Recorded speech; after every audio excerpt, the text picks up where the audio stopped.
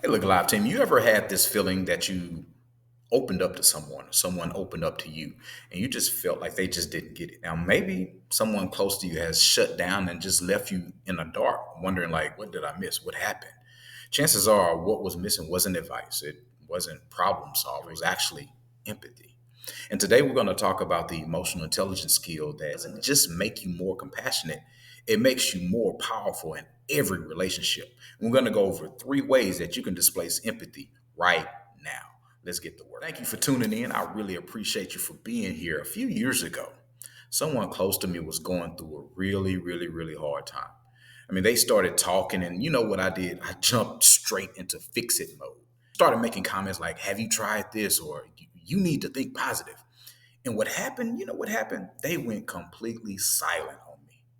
And eventually they said this: I didn't need you to fix it. I just needed you to get it.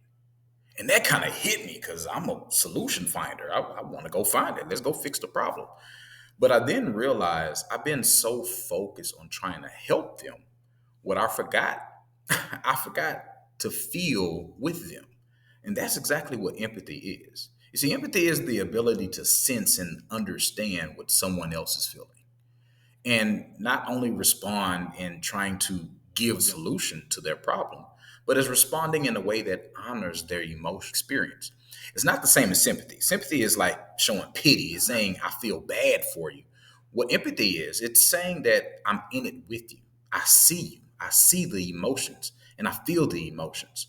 So here are 3 ways that you can practice real life empathy starting today. Number one, you want to listen to understand to respond. When someone's talking, stop preparing your reply. A lot of times we sitting there taking notes and we don't hear anything. We just waiting to give them the solution to their problem or trying to fix it. Stop right there. When someone is talking, stop preparing your reply. What I want you to do is just listen, not to fix it, not to correct it, just to simply understand. For instance, try this. When they finish talking, say something like, that sounds really hard. Tell me more about what that's been like for you. It's kind of engaging in the conversation and keeping the curiosity of their emotions and recognizing their feelings. The second thing that you want to do is you want to mirror that. Let's say someone's angry. Don't meet them with logic. If they're jumping to silver linings, mirror what they feel. For example, someone's feeling overwhelmed. Your coworker, your friend, your spouse is feeling overwhelmed. Say something like, it makes total sense with everything that's going on. At that moment of validation can be healing all by itself. It allows people to let that guard down and let them to express and maybe possibly be more open to receiving feedback, to receiving the guidance, to receiving the solution to their problem. The third thing that you want to do, it's called the judgment. Now, empathy dies in the presence of judgment. You don't necessarily have to agree with someone's feelings. Let's not, you know, let's clear the air on that. You don't have to agree with their feeling because, in all instances, you're like, why are you tripping over this something small? It's not that. You don't have to agree with them. It's respecting that their feelings are actually real with them. So, for instance, you can replace their overreacting with something like, they're reacting to something I may not fully understand yet. Now, what that does, it shifts and changes everything because you're not trying to find a solution to the problem.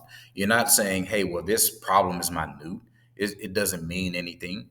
A lot of parents, you can experience that with your child. You see they're crying over something, and you're like, that's just so small. Why are you tripping over that? No, let's get down with them. Let's relate to them. We've all experienced that type of anger, that type of feeling, that type of emotion. So let's just drop the judgment because they might be reacting to something that you've actually felt before with a bigger situation.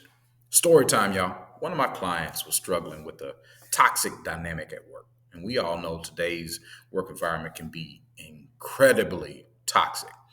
Team morale was low, people weren't talking. And instead of rolling out more policies, I suggested the leadership to say, hey, got with management, got with their team. And I said, hey, let's try to have a one on one with your employees and have an empathetic conversation. Now, in this empathetic conversation, you're not going to give feedback. You're just going to sit there and listen. And you know what happened? When leadership took that guidance, and management took that guidance and they started implementing it in the company, slowly but surely, trust started coming back.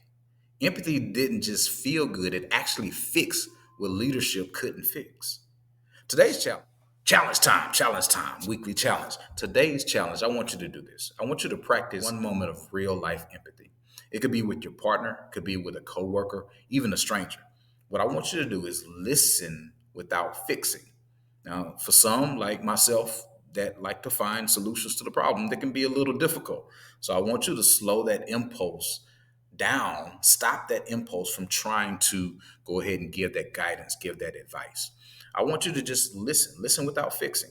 I want you to reflect what they feel. And then once you completed this task, I want you to come back to this video and drop it in the comments. What did you notice when you provided that empathy instead of just trying to fix the problem? And next week, what we're going to do, we're going to tackle something big. We're going to tackle something big, especially for your introverts. It's called social skills and how to build trust, how to handle the conflict, how to connect deeply with others in a noisy, distracted world. So make sure you subscribe to this channel. Make sure you hit that like button. Make sure you share with your friends and family. And I will see you next week. Remember that self-work is the best work. So we must get to work. Peace.